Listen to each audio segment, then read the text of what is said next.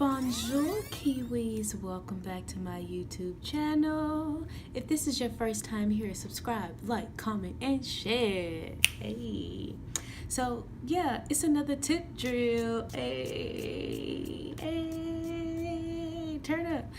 And what this tip drill is going to be about, clearly that's obvious because of the title of the video, but I'm going to give y'all a vocab lesson. Okay, for you beginners out there, and also for you more even seasoned makeup people or artists that probably still never just really thought about what any of these terms really mean. I'm gonna go in and break them down and explain them to you. So let's get right to it. Hey, first, let's discuss skin tones and undertones. So your skin tone is the surface color of your skin. So the surface color of my skin, let's just say that it's brown, okay? Your undertone is just what it sounds like. That's the underlying color of your skin. So I'm brown, but my undertone could be yellow or red. Anytime you're choosing a product, you want it to match your undertone and your skin tone. That would be great as well. But your skin tone can change. Your undertone will always be the same. Always. But your skin tone, that changes with the season. When it's hotter outside, you may be darker, like me. I get a little dark. When it's colder outside, you may lighten up a bit. I also lighten up a bit, but more or less my undertone will stay the same. So you know, that's what that is. Your undertone is the color of your underlying skin. That don't even sound right, but that's the color under your skin, okay? And your skin tone is the color that you see, you know, that's on top, that can change. So I'm brown and the next person can be brown and we're both brown, but our undertones could be different, which means we'll be using different colored products that have different color undertones, okay? What is an undertone? What's all this talk about undertones? What is an undertone? You have cool, neutral, and warm. So a cool undertone will look kind of blue. It can be seen like in some pink.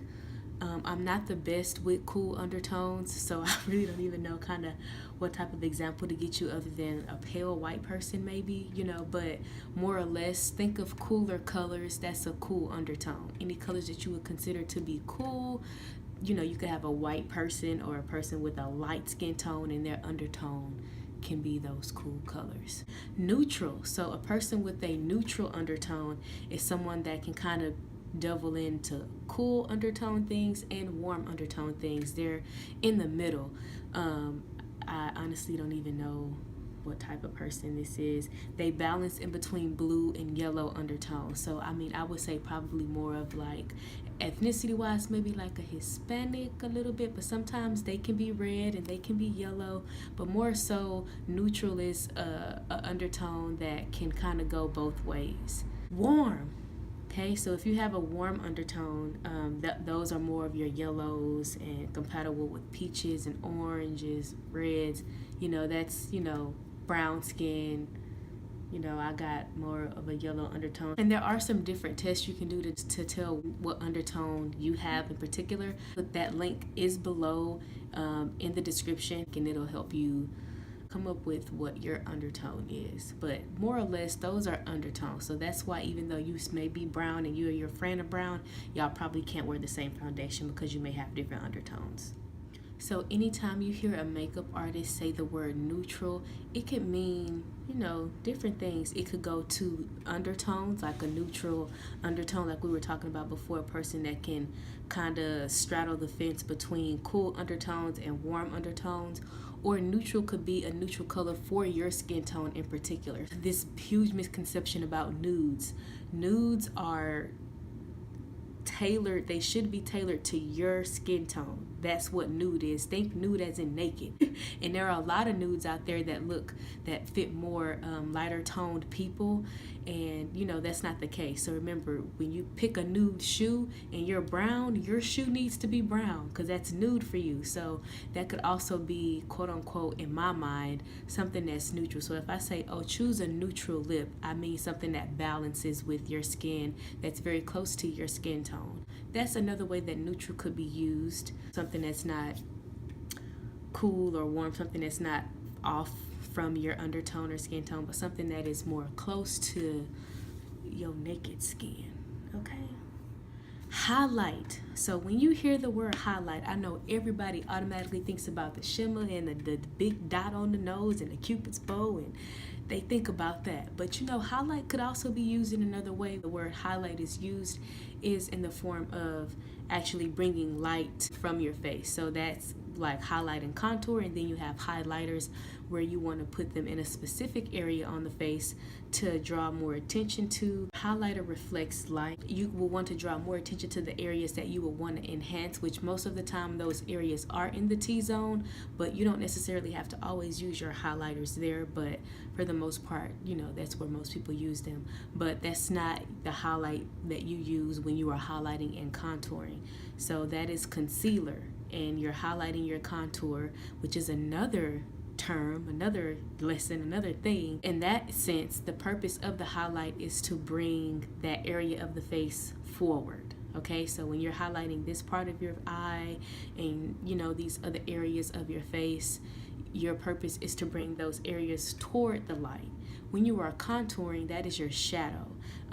The purpose is to push that area back. So they work together to kind of morph and enhance your face into something more beautiful, I guess, even though you're probably already beautiful without your contour and highlight. But you know, your contour and highlight, they work together to enhance your beauty. And more so, remember that your contour is the shadow of the face, while your highlight is the light of the face. So highlight is bringing forward, shadow is going back, and then in that sense they work together to create, you know, that cheekbone that you want or that nose contour that you want. Okay, not saying that you have to always do them together, because I don't. Like today I just contoured, I did not highlight. Like I didn't highlight under this, like I just contoured, put some blush and highlighter on in this area. Okay, cool.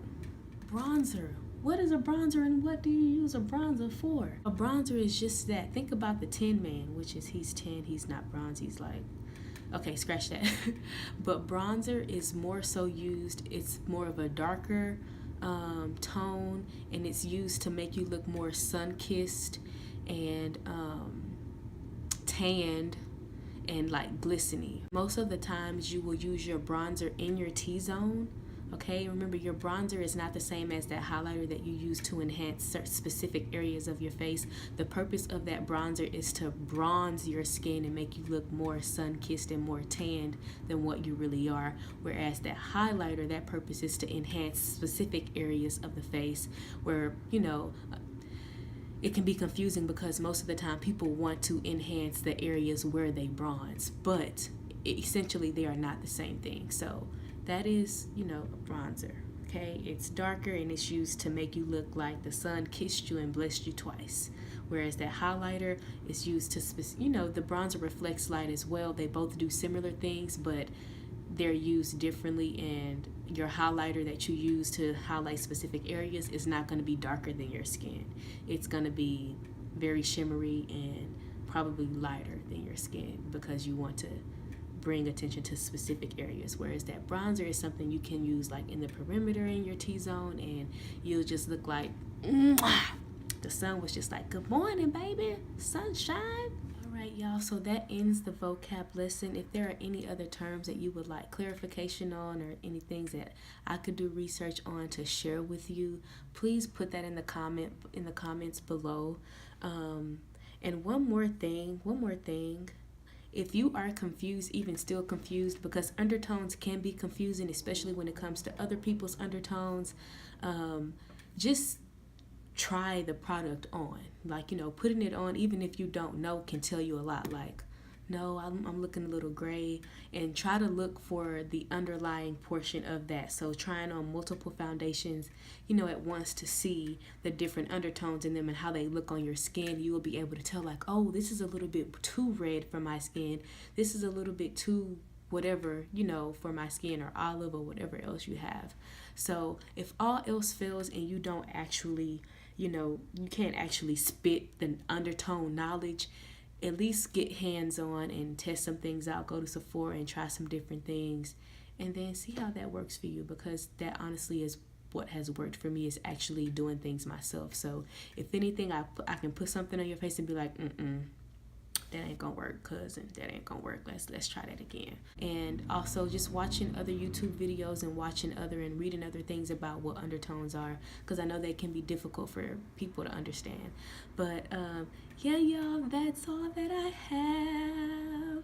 Yay, we're all done. That's it. If you have any other questions or concerns, drop that below in the comment box. Thank you for watching. I look forward to seeing more of you. I know you look forward to seeing more of me.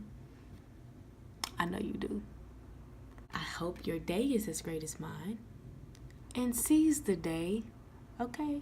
Seize the day. Grab a hold of it and do what you're supposed to do with it, all right? And that's all I got for y'all. Thank you again for watching. Peace.